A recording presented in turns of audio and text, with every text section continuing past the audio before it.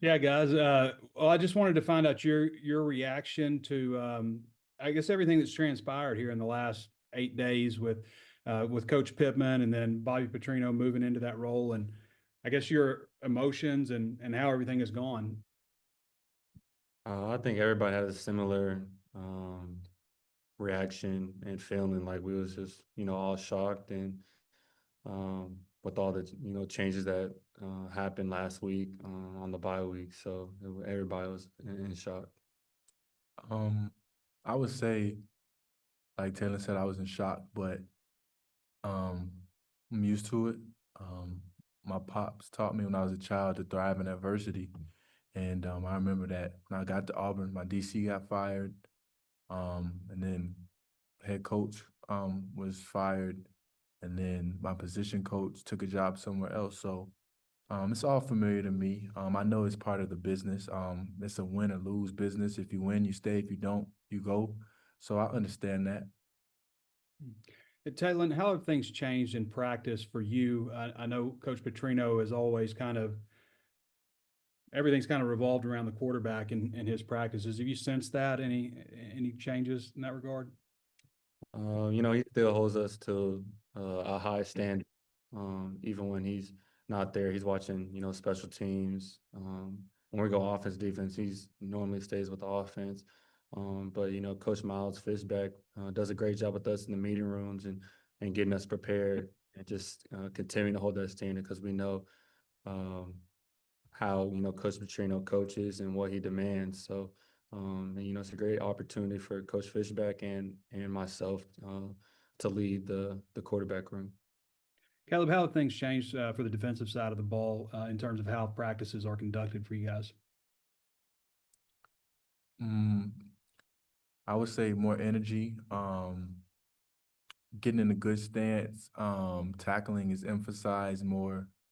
Pursuit to the football is definitely emphasized, and just playing as one. I know Coach Petrino, he introduced something called tap the hat, and basically that's when somebody makes the plays, all other 10 guys come and show him love, tap him on the helmet. Basically, just applauding him for making that play. Yeah, have you been to Neyland Stadium before? I have not. You haven't. I know you haven't, right, Taylor? No, I haven't. Yeah. What are your thoughts about going into that environment, 100,000 plus? You're gonna hear a lot of Rocky Top. You prepared for that song. You're gonna know it by heart, probably. It's a great opportunity. I heard a lot about it. I know Coach Petrino played when he was at A&M. He coached in that environment, so he tells me. Coach Fishback tells me a lot about it. So it's a great opportunity. It's one of the reasons why you come to Arkansas is to play in those type of games. Mm-hmm. All right. I yield to the gentleman, Tom Murphy. Only if Oliver's good with it. Taylen, y'all beat them last year, kind of knocked them off course just a little bit. How do you think that might play into them getting you at home this time?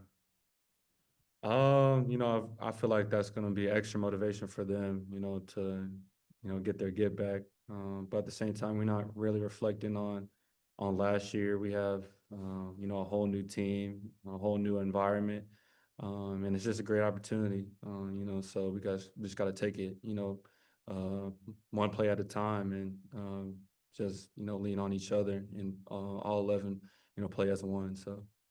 What specifically might you and the offense need to do to be more productive in the second half? Because you've come out strong in all the games, but the second half you slowed down. Just continue to practice, continue to work on finishing it because it was, definitely. Coach Petrino says Tuesday and Wednesdays are your grind days, and that's how you want to have it because everybody can perform when you're all good and loose and not tired, but the great ones excel when they are tired. So just practicing like that and just to continue to carry it to the game. Caleb, Tennessee's leading the country in scoring. How do you diagnose their offense? What are they doing well? They got really good players on the perimeter. They have a really good quarterback, really good running back. They like to run the ball, and then here come the deep shots along with the tempo. So, watching film, executing the calls that were given in practice, and just doing my job. I mean, might sound cliche, but if you just do your job, the plays that and make the plays that come to you, we look up at the scoreboard, we'll be satisfied with the result. Coach Chris Wilson, what do you make of his style maybe and what he's got y'all doing on defense now? He brings a lot of experience from the NFL. He brings a lot of juice. He got a lot of jokes, but most importantly, he motivates. Um, you know, Despite of what we're going through right now, he also teaches us to thrive in adversity and, you know, to smile while we're doing it. Because what we do right now is already hard enough. So put a smile on your face while you're doing it, because, we get to play football. I'm sure that everybody in that locker room had a dream of being where they are right now. And so, in some aspect, we're all living out our dreams. So, put a smile on your face and get out there. We get to play football. And so, that's what he emphasizes. And I think that's one thing that he really preaches and one thing that he does really well. To get ready for the crowd noise, I think we asked Coach Petrino if y'all were playing Rocky Top. He said it's just noise. So how would you describe what y'all listen to get ready for the sound on Saturday? Just continue to trust our preparation with just playing loud music or playing crowd noise, and we have a certain volume that we practice with. So that's how we prepare. Your communications at Ole Miss, Coach Petrino said it was pretty good. How would you describe like your nonverbal stuff that you have to do when it's that loud? Just continue to have an emphasis on that. And my alignment will tell me when I need to raise my voice or, communicate more. So we have that type of relationship. So like I said, it's all 11. I have to do my job to communicate, and that's where it starts. It's communication from the sideline to me and to me to my teammates. So.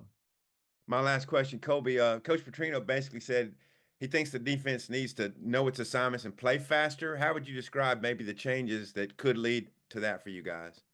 You just called me Kobe. I covered him too, man. I'm sorry. It's all good. Can you repeat the question? Yeah, just being able to play faster on defense. How important is that maybe to get your assignment, know your assignment on each play? That's probably the most important thing. Playing fast, knowing what you got to do. And so what we've done was we've cut down the playbook so that way we can play fast, get the calls from the sideline, line up, get in a good stance, and play fast. I'm sorry, Caleb. I've been doing it for a long time. My bad. It's all good. Later. Matty B, go ahead. Yeah, hey guys, something I asked the other two guys, just your first bye week, how'd you guys spend it? I actually went to a resort with my fiance. We spent the weekend there, and then went back to Dallas and saw the fam. So that's how I spent it. I went back home to Atlanta and I just chilled. And then Taylen, to kind of follow up on Trey's question, half jokingly, does Coach Petrino still have enough time to spend with the QBs now? Oh, definitely, he's gonna make time. Every day he'll sneak in and make sure we're locked in, and he'll ask how we're doing and stuff. But I think the cool thing is everybody gets to see a side of him that I'm fortunate enough to see every single day. So I know everybody's saying like, I didn't know Coach Petrino gets riled up like that, like in his what is it called, after practice speech. And I was like, just wait till the game. So. Yeah, what of the after practice speeches, what's kind of been the theme of those lately?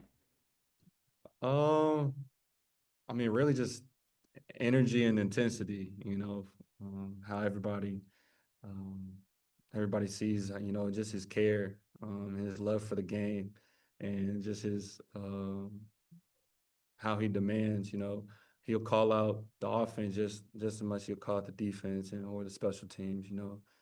He'll go through the whole list and the whole practice of what we need to improve on, what we did, good. So. And then Caleb, Coach Petrino has talked a lot about, the guys up front, and the guys in the back kind of needing to play off of each other, to not lead to explosive plays. How do you think that's kind of improved lately? I would definitely say that We're playing complementary football. Defensive line, the game is won at the line of scrimmage. If somebody tells you otherwise, they don't know football. So, them rushing the passer, stopping the run allows us on the back end to play well, along with us communicating. That way big plays and explosives don't happen. And then last one, Taylen, what are you just kind of seeing from Tennessee on film? I think they have a lot of guys that they brought back. Some might be out, but what are you seeing about that? They rotate a lot of guys, especially up front. They're really athletic. Um, hold on, hold on. Really athletic. Really a solid group, solid SEC defense, and we have to come with it. Each and every play, and like Caleb said, it starts on the line of scrimmage, and we have to be the most physical and the smartest team. Each and every play, not just the first half, but the second half too. So it's going to be a great challenge and a great opportunity, for us to do that. Thanks, guys. Thank you. Yeah, you two, just as older guys, I know whenever, coaches are let go, that's really hard, especially when you got such a good relationship with a lot of them. How did y'all help some of the younger guys, through this transition? Like Caleb, I've been through it too, in my Boise days. My coach was let go. And just a lot of feelings and a lot of emotions that come with it. And we have to reflect. We're blessed enough to have a bye week to have time to reflect and just tell the younger guys that just keep one foot in front of the other and keep going. Put your head down and work. And that's what I love. It's just another opportunity for us to lead, because everybody can lead when things are happy and dandy. But we play football. There's going to be a lot of adversity, not just on the field, but off the field too. So it's just another great opportunity to showcase our leadership. Helping to maintain focus. I know it's easy, especially in a situation like this, to let your mind wander off and have all kind of questions, about the future or the present. But just letting them know that adversity is gonna come in football and in life. So just be where your feet are. Um, Definitely stay focused, maintain focus, and keep the main thing the main thing. When we started in January, everybody, at least with the DBs, everybody voiced and gave their why as to why we play football and why we do what we do. So, when things get hard, you got to fall back on your why. And then Caleb, last thing, what's I guess maybe the number one thing that's been kind of stressed to the defense under this new staff who you have right now on this defensive staff with the new coordinator? What's kind of like the number one thing that's been stressed? Playing as one. And while we're playing as one, have fun while we're doing it.